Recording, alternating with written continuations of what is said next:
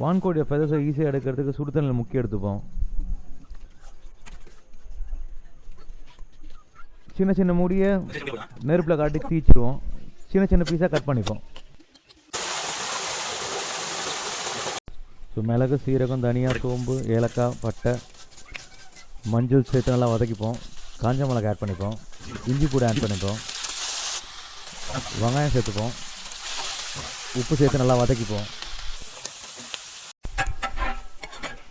So நல்லா வதங்கிட்டு எடுத்துருவோம். எடுத்து அதை அரைச்சிடுவோம்.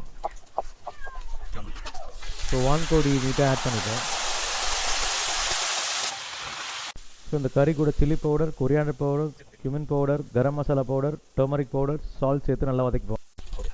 மசாலா எல்லாத்தையும் அரைச்சாச்சு. இது ஒரு தனி பாத்திரத்தில் எடுத்து வச்சுப்போம்.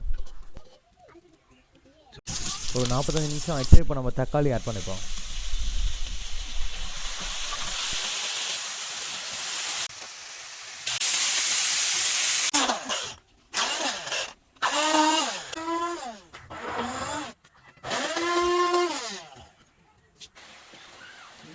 தக்காளி வெந்து நல்லா கிரேவி ஆயிடுச்சு. ஸோ இப்போ நம்ம அரைச்சி வச்ச மசாலாவை ஆட் பண்ணிப்போம்.